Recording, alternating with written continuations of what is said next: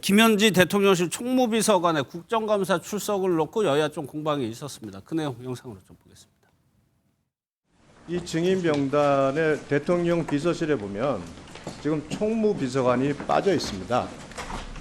근데 총무비서관은 14대 이후에 단 한 번도 증인에서 제외된 적이 없습니다. 우리 김현지 비서관은 존엄입니까? 절대 불러서는 안 되는 존엄한 존재입니까?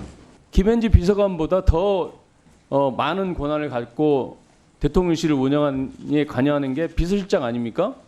그러니까 비서실장한테 따져 물어도 충분히 국정감사 지장 없다 이렇게 생각하는데 대통령 비서실의 최종 책임자는 대통령 비서실장입니다.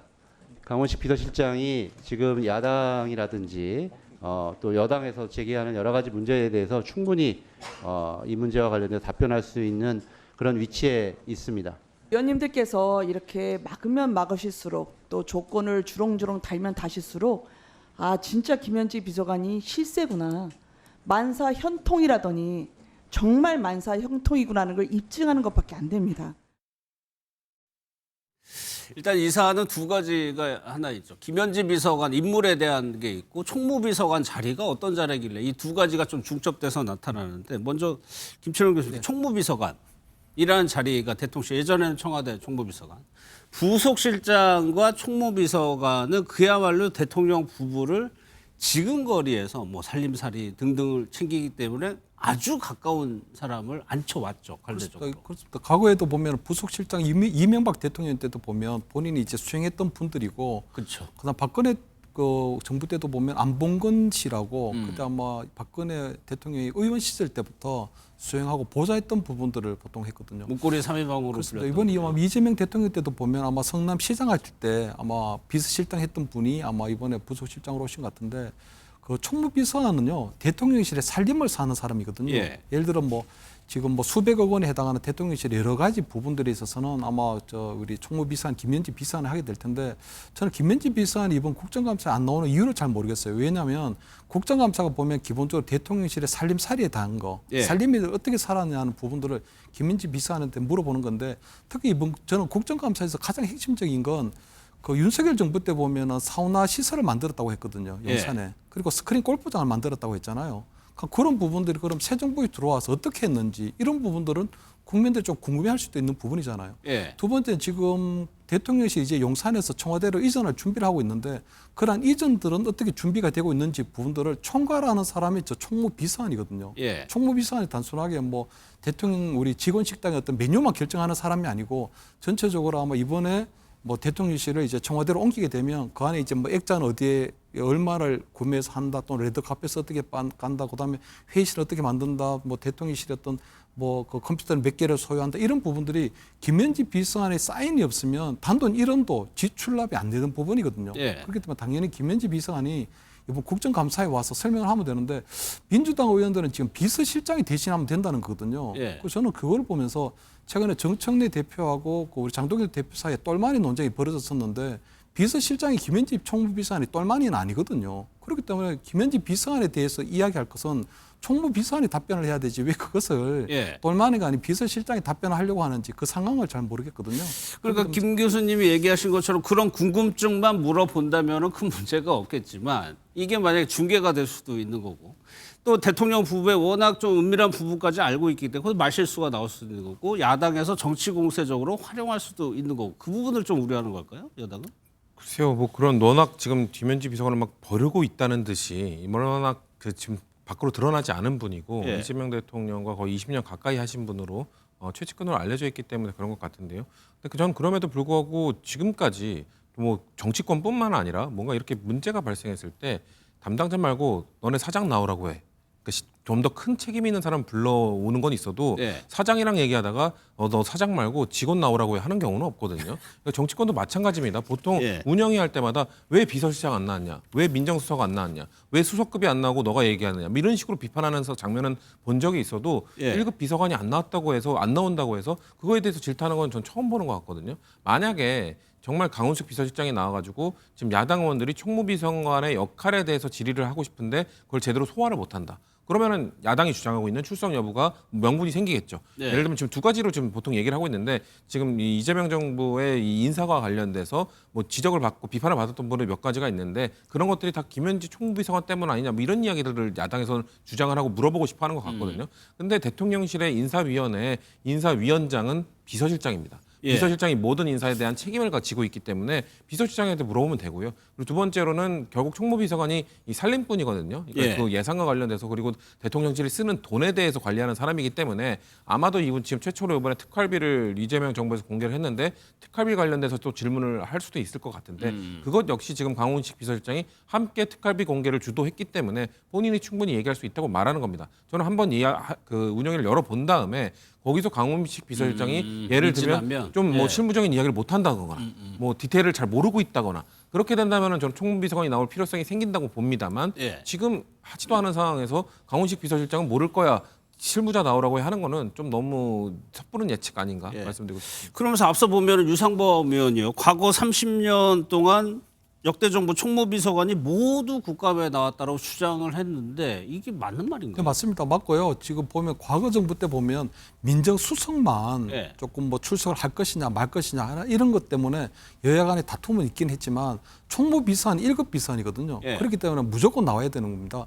방금 얘기하신 것처럼 굉장히 하위직이다. 뭐 3급이나 4급 정도 되는 행정관급이면 안 넣어도 되지만 기본적으로 비서실장이 답변을 할 때 예. 그 주변 옆에 있는 뭐 어떤 뭐 정책실장이든 아니면 뭐 수석 비서관이든 비서관급들은 항상 비서실장 뒤에 그 어떤 같이 배석을 해서 어떤 비서실장의 답변에 이렇게 보조하는 게 기본적으로 아마 그 제대로 된 그런 보좌인 거거든요. 특히 아마 이번 같은 경우에는 지금 정기국회가 열리고 새 정부의 첫 국정감사이기 때문에 무조건 일단 나와야 되죠. 그 이후에 총무비서관에 대해서 굉장히 조금 뭐 총무비서관 역할이 맞지 않는 뭐 예. 성남시장 때 일이라든가 뭐 경기도지사 일이 있다든가 뭐 이런 아니면 뭐 이재명 대통령 관련된 어떤 재판에 대해서 물어보게 되면 그건 총무비서관 업무 범위를 벗어나는 거기 때문에 예. 그러한 어떤 정치 공세성의 질문이 있었다. 그러면 다음부터 나오지 않을지 모르지만 이번 국정감사 같은 경우에는 기본적으로 대통령을 보좌하고 있는 대통령직 직원들은 1급 이상들은 무조건 국회 나와서 운영위원들에게 일단 인사도 하고 나름대로 상견례도 하고 하는 그런 게 당연한 거거든요.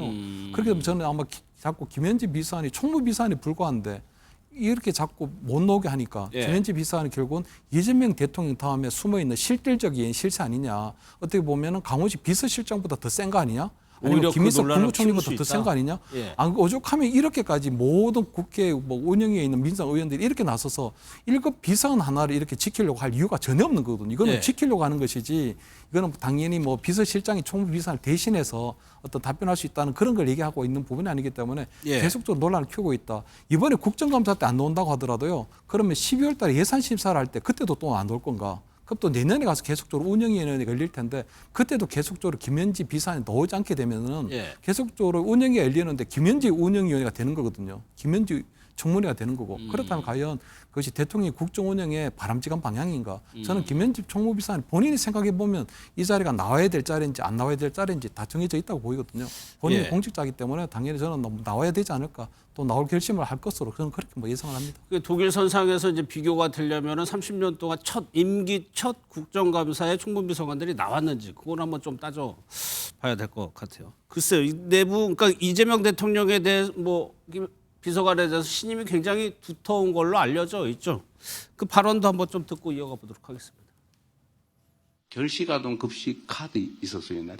그게 결식아동 카드라는 게 딱 표시가 돼 있어요. 그걸 저 김현지 보좌관이 지적해가지고 고쳤는데 그래서 제가 똑같이 일반 신용카드하고 똑같이 만들어서 줬죠. 그래서 구별이 안 돼요. 쓰는 사람만 아는 거죠. 너무 좋아요. 인격을 침해당하지 않는. 김병기 원내대표는 일단 좀 논의를 해보자 이런 입장인 건가요? 아직 딱 결론이 난 건 아니에요? 뭐 논의를 해보겠다는 얘기를 원내대표가 하셨다는 거는 아마도 저는 입장이 바뀔 가능성도 있긴 있다고 봅니다. 왜냐하면 총무비서관이 아까 말씀드린 것처럼 예. 굳이 나올 필요가 없다고도 좀 생각합니다만 굳이 안 나올 필요도 없거든요. 그러니까 지금 뭐 총무비서관이 그 김현지 비서관이 이재명 대통령의 최측근이라고 해서 뭔가 문제를 일으킨다거나 뭔가 논란이 있었다거나 내부에서 안 좋은 이야기가 나왔다거나 이런 논란의 당사자가 아니거든요. 예. 그냥 야당도 그냥 궁금한 겁니다. 왜냐하면 워낙 드러나지 않은 사람이고 사실 여당 내부에서 민주당 내부에서도 김현지 또 그럴 비서관의 거예요. 정체도 잘 네. 모릅니다. 알고 있는 분이 많지가 않아요. 그런 분에서 어떻게 보면 예를 들면 뭐 신비주의에 좀 빠져 있는 쌓여져 있는 분이기 때문에 그런 차원에서 좀 보고 싶다라고 했는데 또 안 나온다고 하니까 대체 뭐냐라고 지금 반발을 하고 있으니까 저는 굳이 이렇게까지 정쟁화되고 있다면은 아까 말씀하신 것처럼 연말에도 나와야 되고 한다면은 어느 정도 시점에 그냥 처음부터 나와서 굳이 안 나올 이유가 없다. 그리고 만약에 정말 지금 운영위에 나와서 질문할 만한 답을 받을 만한 답변이 아닌 질문이 아닌 뭐 이게 과거의 이야기를 막 물어본다던가 이런 식의 답변은 그냥 안 하면 되는 거거든요. 예. 지금 이 운영위의 그 국정감사 현장과의 이 국정감사 취지에 맞지 않는다고 말을 안 하면 되는 거니까 그런 것들은 저는 전반적으로 고려를 해서 나오는 것도 필요하지 않을까. 근데 아마도 지금 워낙 야당이 지금 김현지 비서관을 이렇게 정쟁화시키려고 하고 있다 보니까 예. 굳이 들어줘야 되냐 하는 입장도 있는 것 같은데 저는 논란을 키울 필요는 없다고 생각합니다.